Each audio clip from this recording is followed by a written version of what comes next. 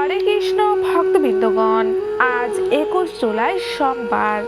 আজকের দিনে পালিত হচ্ছে শ্রাবণ মাসের কৃষ্ণপক্ষের একাদশী কামিকা একাদশী ব্রতটি।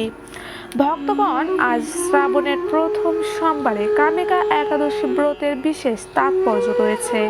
কারণ ভক্তগণ, শ্রাবণ হলো মহাদেবের মাস এবং প্রত্যেক শ্রাবণ সোমবারের গুরুত্ব অনেক বেশি। চলতি বছর কামদা একাদশী শ্রাবণ মাসের প্রথম সোমবারে একই দিন ও তিথিতে পালিত হচ্ছে। সেক্ষেত্রে কামিকা একাদশীর এই ব্রতে বিষ্ণুদেব ও মহাদেবের বিশেষ কৃপা ও আশীর্বাদ লাভ করতে সক্ষম হবে সকল কৃষ্ণ ভক্তবৃন্দরা। শাস্ত্র মতে বলা হয়েছে, আজ এই কামিকা একাদশী ব্রতটি যারা পালন করবে তাদের সর্ব মনস্কামনা ও মহাদেবের কৃপায় সর্ববাধা দূর হবে। সেক্ষেত্রে ভক্তগণ, আজকের এই ভিডিও থেকে আপনারা অবশ্যই শ্রবণ করবেন কামিকা একাদশীর অপূর্ব ব্রত কথাটি, কিভাবে ব্রতের সংকল্প নেবেন। আর যেহেতু আজ একাদশীর পাশাপাশি শ্রাবণ সোমবার ব্রত, সেক্ষেত্রে বিশেষভাবে শ্রবণ করবেন। সারাদিন কি খাবেন, খাবারের তালিকায় সকল বিস্তারিত প্রথম থেকে শেষ অবধি ভক্তির সঙ্গে তা শ্রবণ। তবে তার আগে ভক্তগণ, আমরা প্রথমে শ্রবণ করে নেব শ্রাবণ মাসের প্রথম একাদশী কামিকা একাদশীর অপূর্ব ব্রত কথাটি।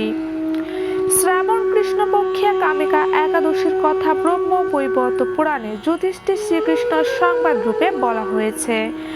যুধিষ্ঠির মহারাজ শ্রীকৃষ্ণকে বললেন, হে গোবিন্দ, হে বাসুদেব, শ্রাবণ মাসের কৃষ্ণপক্ষের একাদশীর নাম এবং মাহাত্ম্য সবিস্তারে আমার কাছে বর্ণনা করুন, তা শুনতে আমি অত্যন্ত কৌতূহলী। পদোত্তরে ভক্তবৎসল ভগবান শ্রীকৃষ্ণ বললেন, হে রাজন, পূর্বে দেবর্ষি নারদ প্রজাপতি ব্রহ্মাকে এই প্রশ্ন করলে তিনি যে উত্তর প্রদান করেছিলেন, আমি এখন সেই কথাই বলছি। আপনি মনোযোগ সহকারে তা শ্রবণ করুন।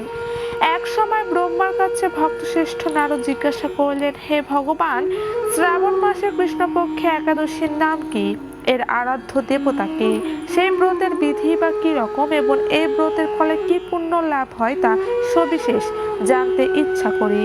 আপনি কৃপা করে আমাকে তা জানালে আমার জীবন ধন্য হবে। শ্রী নারদের কথা শুনে ব্রহ্মা অত্যন্ত সন্তুষ্ট হলেন। তিনি বললেন, হে বৎস, জগৎজীবের মঙ্গলের জন্য আমি তোমার প্রশ্নের যথাযথ উত্তর দিচ্ছি, তুমি তা শ্রবণ করো। শ্রাবণ মাসের কৃষ্ণপক্ষে একাদশী কামিকা নামে জগতে প্রসিদ্ধা। এই একাদশীর মাহাত্ম্য শ্রবণে বাজপেয় যজ্ঞের ফল লাভ হয়। ভগবান শ্রীহরির পূজা অর্চন অপরিমিত পূর্ণ ফল প্রদান করে। গঙ্গা, গোদাবরী, কাশী, নৈমিষারণ্য, পুষ্কর ইত্যাদি তীর্থ দর্শনের সমস্ত ফল একমাত্র কৃষ্ণ পূজার মাধ্যমে কোটি গুণ লাভ করা যায়। সাগর ও অরণ্যযুক্ত পৃথিবী দানের ফল, দুগ্ধবতী গাভী দানের ফল অনায়াসে এই ব্রত পালনে লাভ হয়। যারা পাপ পুণ্য সাগরে নিমগ্ন, এই ব্রতই তাদের উদ্ধারের একমাত্র সহজ উপায়। এরকম পবিত্র পাপনাশক শ্রেষ্ঠ ব্রত আর জগতে নেই। শ্রীহরি স্বয়ং এই মাহাত্ম্য কীর্তন করেছেন। রাত্রি জাগরণ করে যারা এই ব্রত পালন করেন তারা কখনো দুঃখ দুর্দশাগ্রস্ত হন না। এই ব্রত পালনকারী কখনো নিম্নজনে প্রাপ্ত হন না। কেশবপ্রিয়া তুলসী পত্রে যিনি শ্রীহরির পূজা করেন, পদ্মপাতার জলের মতো তিনি পাপে নির্লুপ্ত থাকেন। তুলসী পত্র দিয়ে বিষ্ণু পূজায় ভগবান যেমন সন্তুষ্ট হন, মণি মুক্তাদি মূল্যবান রত্নের মাধ্যমেও তেমন তিনি প্রীত হন না। যিনি কেশবকে তুলসী মঞ্জুরি দিয়ে পুজো করেন, তার জন্মার্জিত সমস্ত পাপ ক্ষয় হয়ে যায়। এ প্রসঙ্গে ব্রহ্মা বললেন, হে নারদ, যিনি তুলসীকে প্রত্যহ দর্শন করেন তার সকল পাপ রাশি বিদূরিত হয়ে যায়। যিনি তাকে স্পর্শ করেন তার পাপ মলিন দেহ পবিত্র হয়। তাকে প্রণাম করলে সমস্ত রোগ দূর হয়। তাকে জল সিঞ্চন করলে যমও তার কাছে আসতে ভয় পান। শ্রীহরির চরণে তুলসী অর্পিত হলে ভগভক্তি লাভ হয়। তাই হে কৃষ্ণ ভক্তি প্রদায়িনী, তোমাকে প্রণাম করি। যে ব্যক্তি হরিবাসরে ভগবানের সামনে দীপদান করে, চিত্রগুপ্ত তার পুণ্যের সংখ্যা হিসাব করতে পারেন না। তার পিতৃপুরুষরা পরম তৃপ্তি লাভ করেন।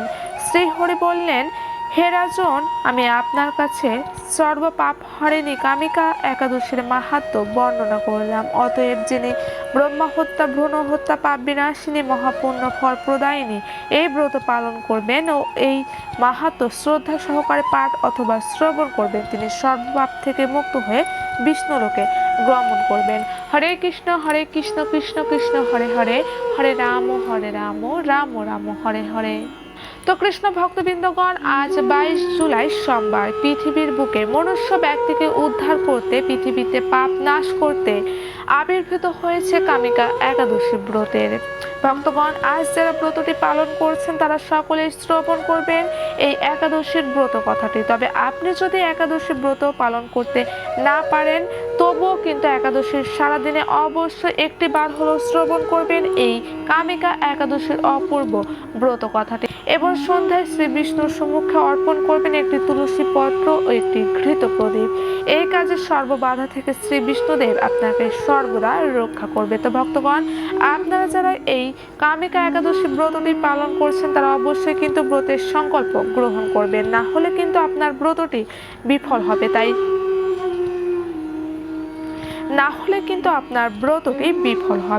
তাই আজ সোমবার একাদশীর দিন সকালে স্নান করে শুদ্ধ হয়ে ভগবানের কাছে গিয়ে ধূপ ও প্রদীপ জ্বালিয়ে আরতি করে ভগবানের বিশেষ পুজো করুন। এবার একাদশীর সংকল্পের জন্য এই বিশেষ মন্ত্রটি 3 বার ভগবানের সম্মুখে পাঠ করুন।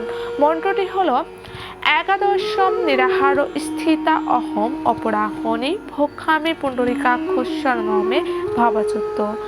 অবশ্যই যারা আজকের এই কামিকা একাদশী ব্রতটি আপনারা পালন করতে চাইছেন তারা অবশ্যই কিন্তু বিশেষ এই মন্ত্রটি অবশ্যই ভগবানের সম্মুখে গিয়ে পাঠ করবেন, তবেই আপনাদের একাদশী ব্রতের সংকল্প গ্রহণ করা হবে। তো কৃষ্ণ ভক্তবৃন্দগণ, এবার আপনারা শ্রবণ করবেন একাদশীর দিন কি খাবেন এবং কি গ্রহণ করবেন না। ভক্তগণ, একাদশীতে সম্পূর্ণভাবে বলা হয়েছে পঞ্চ রবি শস্য গ্রহণ করা যাবে না, ভাত মাছ মাংস খাওয়া যাবে না। এমনকি আজ যে সকল ভক্তরা একাদশী ও শ্রাবণ সোমবার ব্রত পালন করছেন তারা কিন্তু ভাত মাছ মাংস গ্রহণ করবেন না, শুধুমাত্র ফলমূল দুধ সাবুদানা আলু সেদ্ধ চাইলে আলুর সবজি গ্রহণ করতে পারেন। শ্রাবণ সোমবার উপবাসীরা চাইলে লুচি খেতে পারেন, তবে যেহেতু আজ একাদশী মহা একাদশী কামিকা একাদশী তিথি, তাই আজ লুচি না গ্রহণ করাই উত্তম। এক কথায় ফল দুধ ব্যতীত সকল পঞ্চরবি শস্য গ্রহণ করা থেকে অবশ্যই বিরতি থাকবেন যারা একাদশী ব্রত পালন করছেন এবং যারা এই শ্রাবণ সোমবার ব্রত পালন করছেন। উভয় ভক্তরাই আপনারা এই পঞ্চরবি শস্য খাবারগুলি ত্যাগ করবেন। এছাড়াও ভক্তগণ, পালনের দিন শুদ্ধভাবে শুধুমাত্র নিরামিষ রন্ধন ও ভাত ডাল সবজি গ্রহণ করে একাদশী ও শ্রাবণ সোমবারের ব্রতটি আপনারা ভঙ্গ করবেন। ভক্তগণ, দেবাদিদেবকে এই সোমবার অর্থাৎ শ্রাবণ মাসের প্রথম সোমবারে একটি বেলপাতা ও ঠান্ডা জল অবশ্যই অর্পণ করুন মহাদেবের মাথায়, বিশেষ পুণ্য লাভ করতে পারবেন। তো ভক্তগণ, ভিডিওটি ভালো লাগলে অবশ্যই লাইক কমেন্ট শেয়ার করবেন। সকলে ভালো থাকবেন, সুস্থ থাকবেন। দেখা হবে পরবর্তী কোনো ভিডিওতে। জয় শ্রীকৃষ্ণ, জয় রাধা মাধব, জয় গোবিন্দ।